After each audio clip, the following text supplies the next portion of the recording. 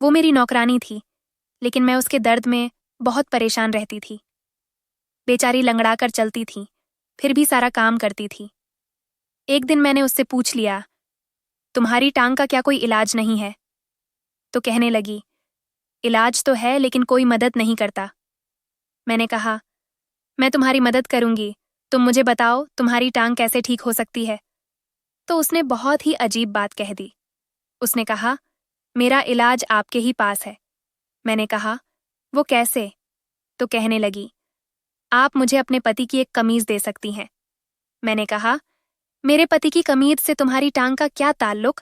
मैं तुमसे तुम्हारी टांग की बात कर रही हूं और तुम कमीज मांग रही हो। तो कहने लगी, आपके पति की कमीज को मैं अपनी टांग पर बांध लूं तो मैं बिल्कुल ठीक हो जाऊंगी। मुझे उसकी इस बात के पीछे कोई भी तर्क समझ न आया। मैंने कहा, इस तरह थोड़ी होता है।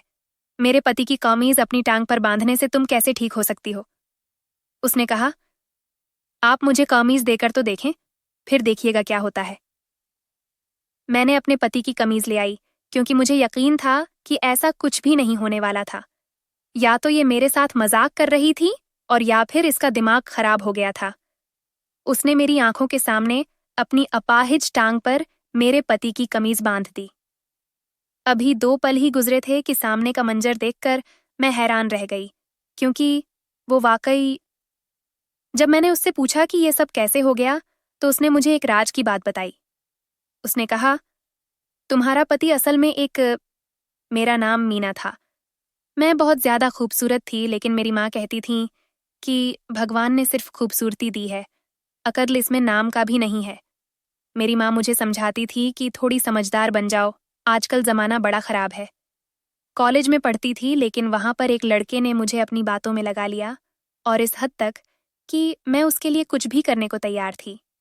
लेकिन ऐन वक्त पर यह बात मेरी माँ को भी पता चल गई।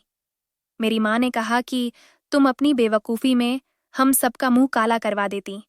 तुझे मैं किस तरह समझाऊं, हर किसी पे भरोसा नहीं करते। पर मुझे उस पर पूरा भरोसा था। एक दिन उसने कहा कि मैं तुम्हें अपनी माँ से मिलवाना चाहता हूँ, और वह मुझे कॉलेज के बाद कहीं ले गया। मैंने घर पर झूठ बोल दिया और मैं उसके साथ चली गई, लेकिन वह मुझे अपनी माँ से मिलवाने की बजाय एक फ्लैट में ले गया। वहां मुझे क्यों ले जाना चाहता था और उसका क्या इरादा था, ये तो आप लोग समझ ही गए होंगे। उसने अपने बेटे को भी 2 थप्पड़ लगाए और मुझे भी बातें सुनाकर मुझे मेरे घर छोड़ गया। मेरी माँ को जब यह सब कुछ पता चला तो वह हैरान रह गई। कहा, तुम पागल तो नहीं हो? ऐसे कैसे किसी पर भरोसा कर सकती हो?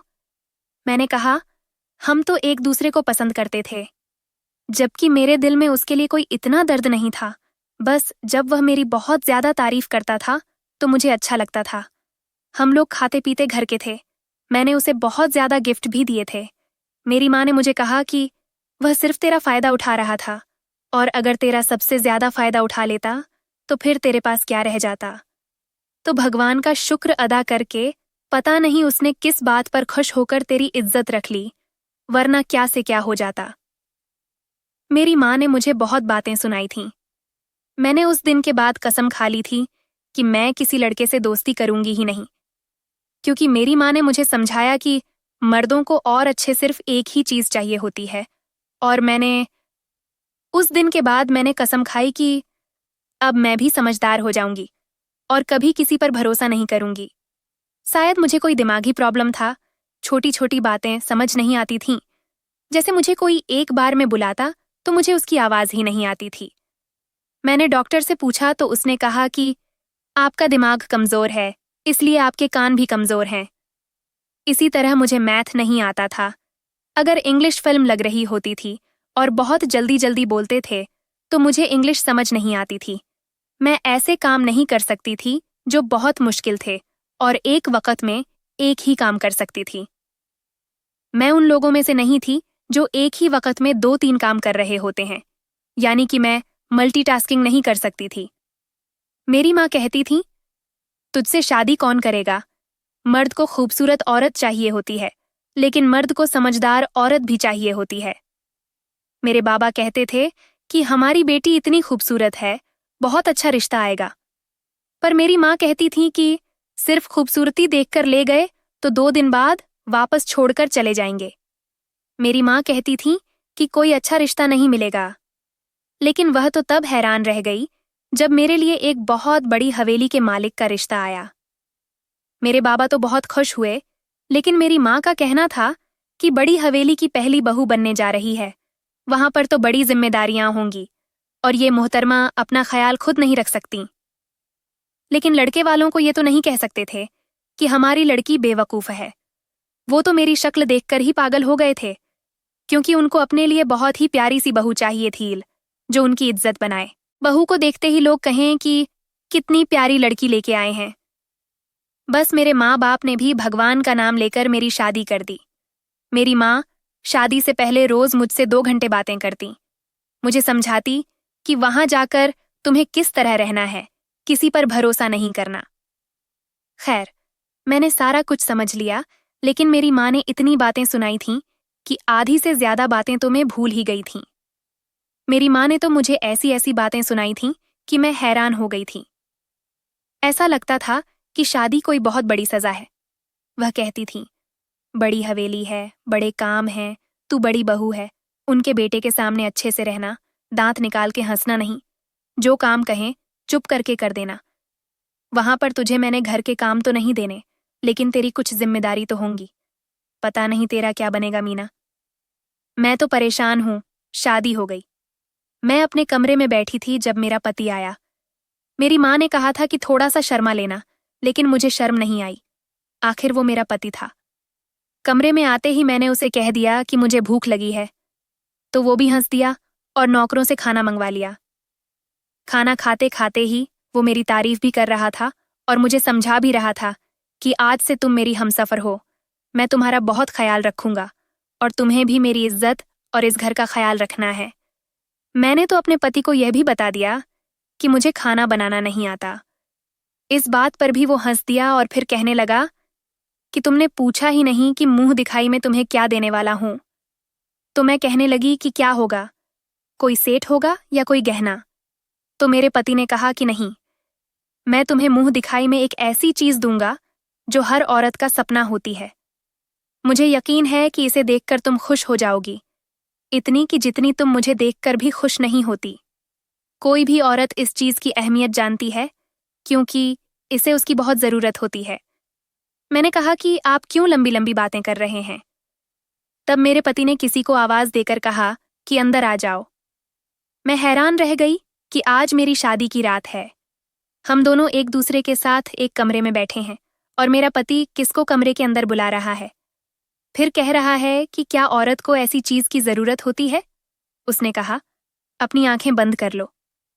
मैं हैरान थी, कहीं मेरा पति मेरे साथ कोई मजाक तो नहीं कर रहा था, पर देखने में तो वो ऐसा नहीं लग रहा था कि यूं मजाक करता होगा। जब मैंने सामने देखा तो मैं हैरान रह गई। वो एक लड़की थी, 17 साल की होगी। मेरी उम्र भी 19 साल थी। हुलिये से तो मुझे वो नौकरानी ही लग रही थी और खड़ी भी सर झुकाकर थी। मेरे पति ने कहा कि इसका नाम जुनी है, ये आज से तुम्हारी नौकरानी है, तुम्हारे हर काम में तुम्हारी मदद करेगी। इस हवेली में और भी लोग रहते हैं, उनके पास भी इस तरह का कोई नौकर नहीं है, लेकिन मैं तुम्हें तुम्हारी मुंह दिखाई में एक नौकरानी दे रहा हूं, ताकि ये तुम्हारे सारे काम करे और तुम्हें हवेली के तौर तरीके भी सिखा दे। ये देखकर मैं वाकई बहुत खुश हुई, क्योंकि ये ही सोच रही थी कि मैं अकेले सारा कुछ कैसे संभालूंगी। ये तो वही बात हो गई कि अंदर क्या मांगे। मेरी माँ ने तो मुझे इतना परेशान कर दिया था कि तेरा क्या बनेगा, तो क्या करेगी। बड़ी हवेली की बहू बनना कोई आसान काम नहीं है, लेकिन यहाँ पर तो मुझे एक पूरी औरत मिल रही थी जो मुझे सारा कुछ सिखा भी देती, और मैं अकेली भी नहीं थी। मैं उसे जो कहती वह करती। इस लड़की ने मुझे नमस्ते की, मैंने भी नमस्ते कहा। फिर वो लड़की वहां से चली गई और पति ने मुझसे पूछा कि तुम्हें तोहफा कैसा लगा?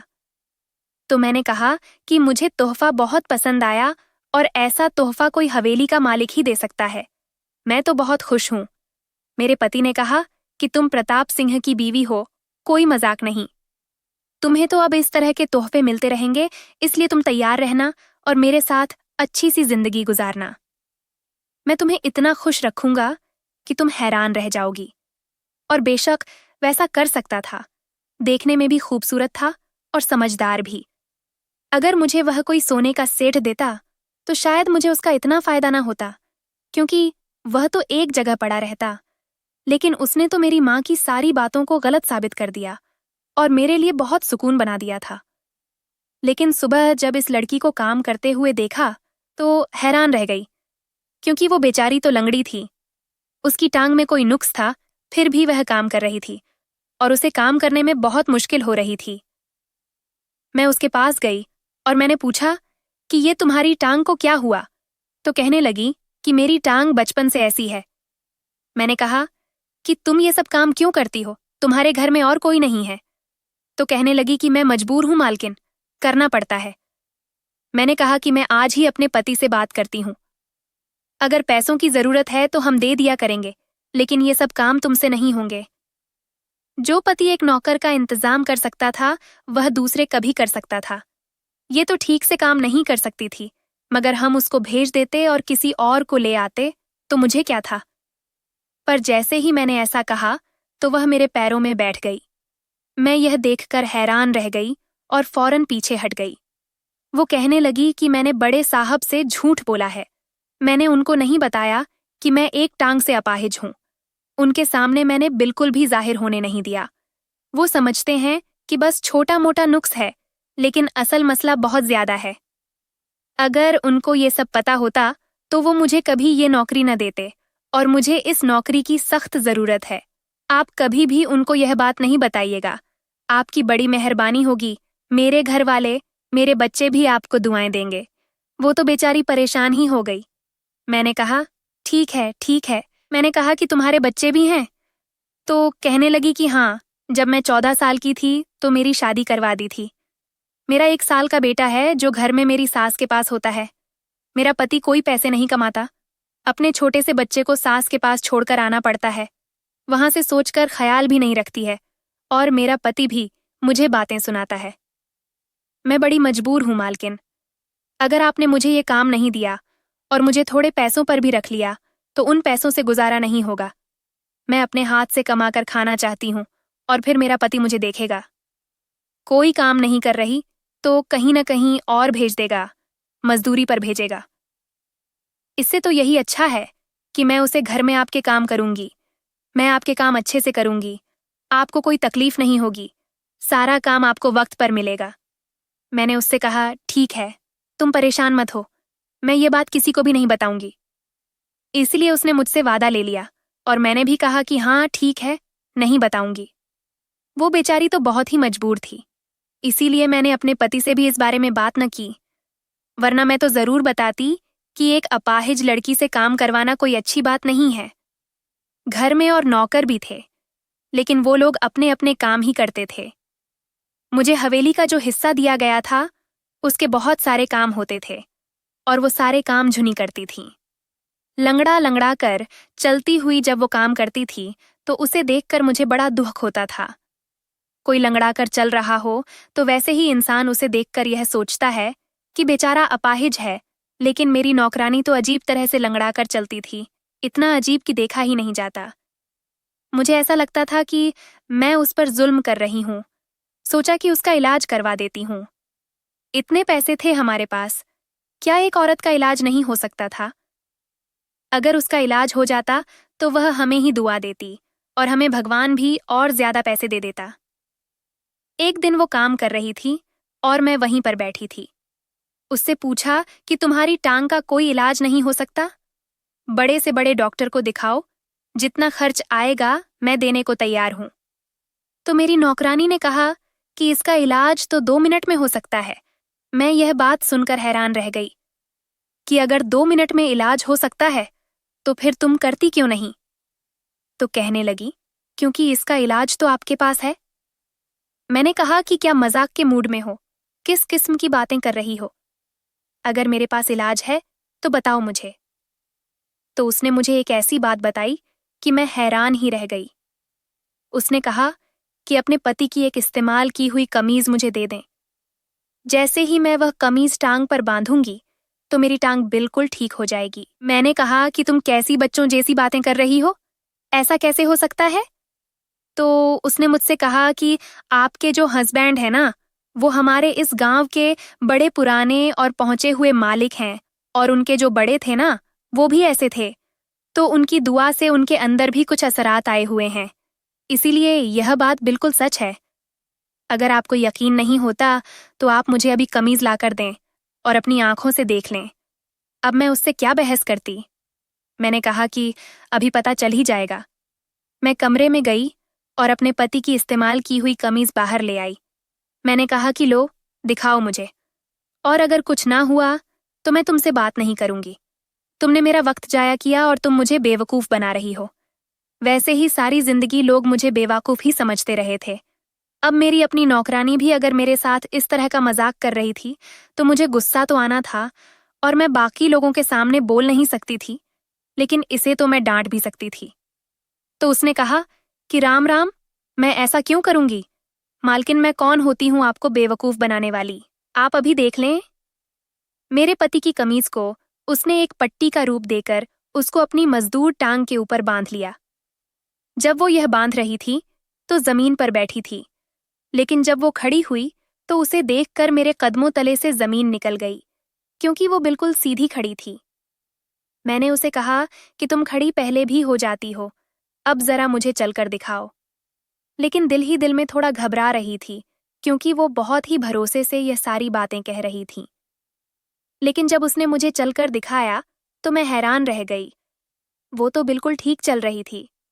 मैंने उसे अच्छी तरह देखा, कहा कि इधर से उधर जाकर दिखाओ। वो बिल्कुल किसी आम इंसान की तरह चल रही थी और खुशी से रो भी रही थी। मैंने फिर उससे कहा, अगर इतनी सी बात थी तो तुमने मुझे पहले क्यों नहीं बताया? तुम मुझे पहले बता देती तो तुम्हारा यह दिक्कत हल हो जाता। उसने कहा, मुझे क्या पता था मालकिन, मुझे लगा कि आप गुस्सा हो जाएंगी।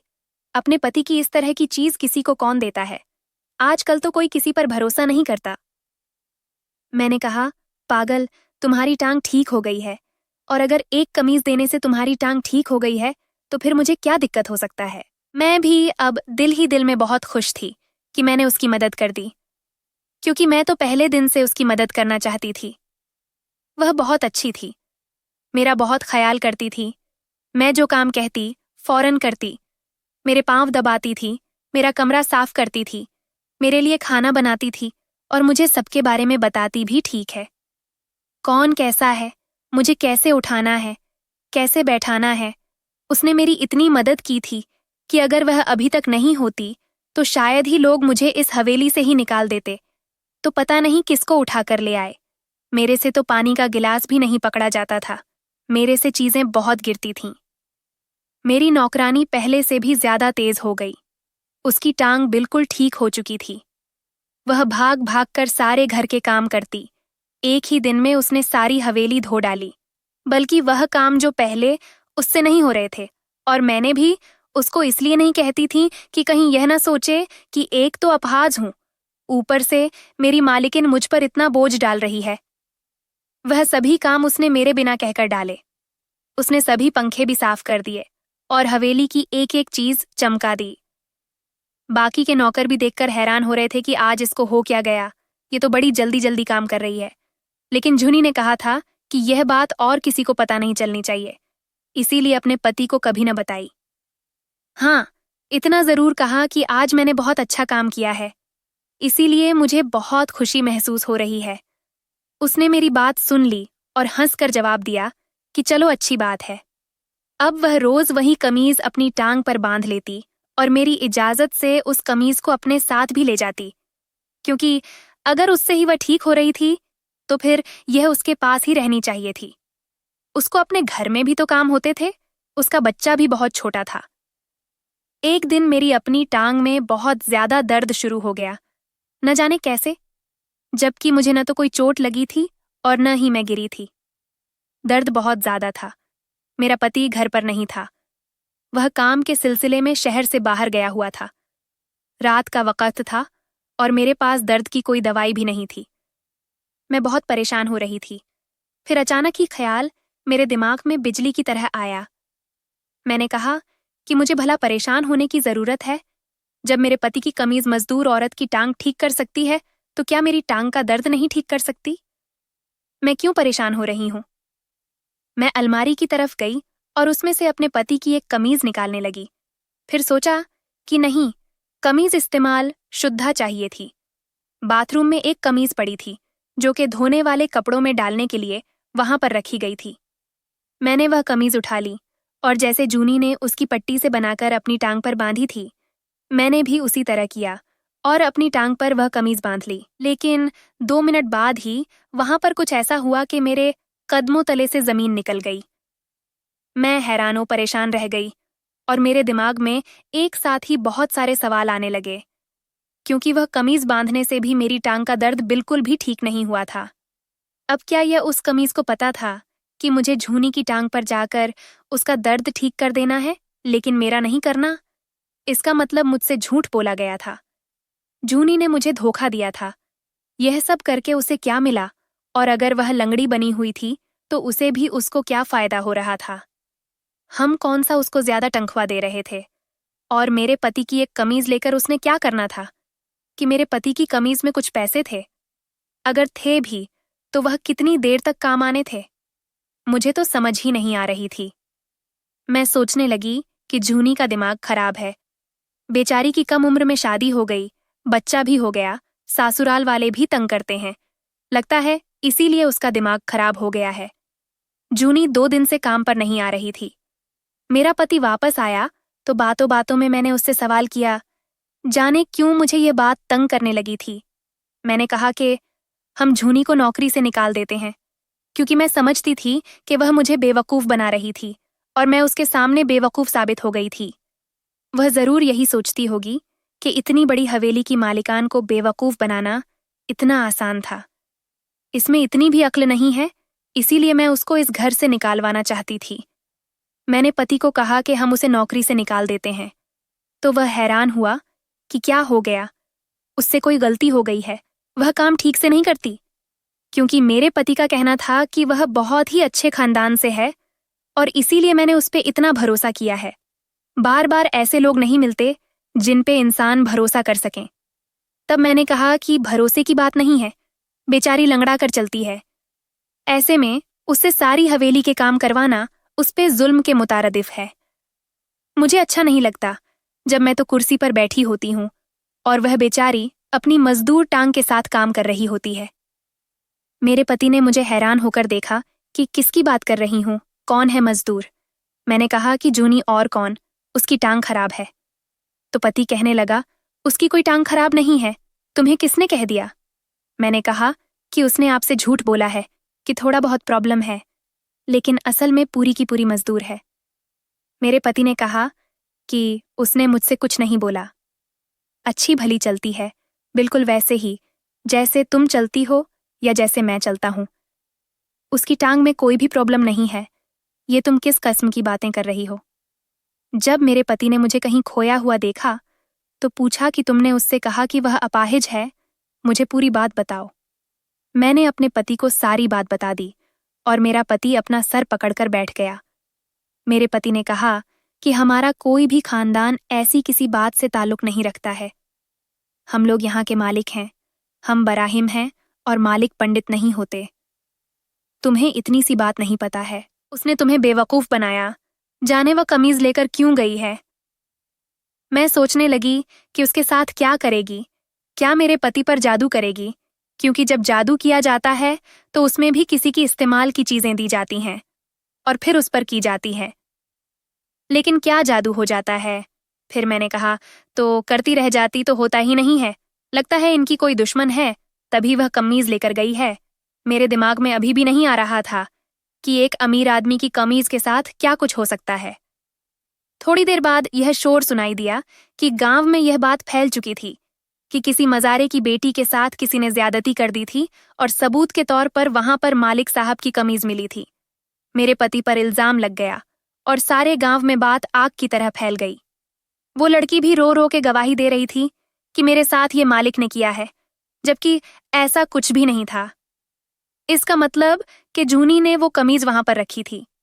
मैंने अपने पति से कहा कि ये जूनी कौन है, अभी तो इसे लाए थे, इसने आपके साथ ऐसा क्यों किया? मेरे पति ने मालूमात निकलवाई तो पता चला कि दरअसल वो मेरी सास की सौतन की बेटी थी। इसकी माँ, मेरे पति की सौतेली माँ थी।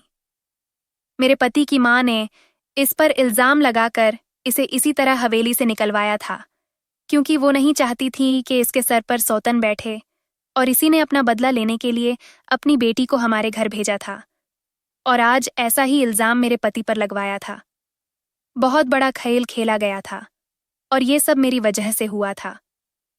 मेरे पति ने मुझे खूब बातें सुनाई। वो बोला कि तुम जैसी बेवकूफ़ लड़की आज तक नहीं देखी। तुमने इस पर भरोसा करके इसे मेरी जाति इस्तेमाल की चीज़ें दे दी। पागल, आजकल हालात इतने खराब हैं कि कोई किसी को इस तरह की चीज़ नहीं देता। और देख लो, इसने एक कमीज़ के साथ कितना बड़ा तमाशा बना दिया और तुम्हारे पति पर इल्ज़ाम लगा दिया। अगर ये इल्ज़ाम झूठा भी साबित होगा, तब भी मेरी कितनी बदनामी होगी। अब यहाँ पर पंचायत बिठाई जाएगी और इसमें मुझे ये सब साबित करना पड़ेगा। और जब ये सारी बातें बताई जाएंगी तो सब तुम्हें कितना बेवकूफ़ समझेंगे। सब यही कहेंगे कि कोई भी औरत इतनी बेवकूफ़ नहीं हो सकती है। इसके अलावा ये बात मेरी सास को भी पता थी कि दरअसल ये मेरी वजह से हुआ था। मेरी सास ने भी मुझे खूब बातें सुनाई और कहा कि किस किस्म की बेवकूफ़ लड़की को ले आए हैं। मेरे माँ बाप को भी ये बात पता थी। मेरी बहुत ज़्यादा बेइज्जती हुई। मैं जूनी पर हैरान हूँ कि जिसने मेरे साथ इतना बड़ा धोखा किया। मैंने इसे अपनी दोस्त समझा था, इससे बातें की, इसकी परेशानी के लिए परेशान होती रही, और इसने मेरे साथ क्या किया। गांव में पंचायत बिठाई गई, मुझे भी जाना पड़ा। मेरे पति को भी मेरी सास और इस लड़की के अलावा जूनी भी मौजूद थी। मेरी सास ने जूनी की माँ को देख लिया था और वो समझ गई थी कि ये उसी का किया धारा है। उसने अपनी बदनामी और रुसवाई का बदला पूरे 17 साल बाद लिया है। जूनी एक कुंवारी लड़की थी, उसकी कोई शादी नहीं हो चुकी थी। वो झूठ बोल रही थी। जूनी वहीं बैठी थी, मगर मुझे देख नहीं रही थी। मेरी आंखों में दुहक था, जबकि उसकी आंखों में कोई दुहक नहीं था। वो सर उठाकर सीना तान कर खड़ी थी कि जैसे उसने जो किया अच्छा किया। एक तरह से देखा जाए तो उसने अपनी माँ का बदला लिया था। मेरी सास ने भी बरसों पहले गलत किया था और आज उसी का फल उसे मिल रहा था। तमाशा तो बेशक बहुत बना, लेकिन झूठ के पांव नहीं होते, सच ही जीत कर रहता है। और ये बात साबित करने में मेरे पति को ज्यादा देर नहीं लगी कि जिस दिन का यह कहानी बताया जा रहा था, उस दिन तो मेरा पति दूसरे शहर में था और उसने ये कपड़े भी नहीं पहने थे। लेकिन जो हुआ बहुत ही बुरा हुआ और मुझे भी बहुत बातें सुनाई गईं। जूनी और उसकी माँ को गांव से निकाल दिया गया क्योंकि उसने एक शरीफ इंसान पर इल्जाम लगाया था। उनके साथ भी बुरा हुआ। वो दोबारा हमें कभी भी नजर नहीं आई। लेकिन मेरे साथ एक बुरी बात यह हुई कि उसके बाद मेरे पति ने मुझे कभी कोई नौकर रानी नहीं रखने दी और उसके बाद मैं अपने सारे काम खुद ही करती थी। मैंने अपने पति से कितनी दफा कहा कि मैं ऐसा कुछ नहीं करूंगी, मुझ पर भरोसा करे, लेकिन अब उसको मुझ पर भरोसा नहीं था और करना भी नहीं चाहिए, ताकि जो हरकत मैंने की थी वो नाकाबिल माफ़ी थी। मुझे अभी भी लोग बेवकूफ़ कहते थे और मुझे समझ नहीं आ रहा था कि मैं अपनी इस छाप को कैसे बदलूं। बस फिर मैंने अपने काम से काम रखना शुरू किया और कसम खाई इंसान का तो पता ही नहीं चलता। बाद में मैंने कभी किसी पर भरोसा नहीं किया। फिर मैं उम्मीद से हो गई। भगवान ने मुझे एक साथ 2 बेटे दे दिए। मेरी इज्जत वापस आ गई और साथ मेरी अकल भी, क्योंकि इन बच्चों ने मुझे बहुत ज्यादा तंग किया और मेरे साथ कोई मदद करवाने वाला भी नहीं था। लेकिन मैं फिर भी यही कहूंगी कि मेरा पति अच्छा था, जिसने फिर भी मेरी मदद की। कि मेरी वजह से वो इतना बदनाम हुआ था कि उसकी इज्जत दांव पर लग गई थी। दोस्तों, वीडियो कैसा लगा कमेंट करके ज़रूर बताएं। वीडियो को लाइक और चैनल को सब्सक्राइब ज़रूर करें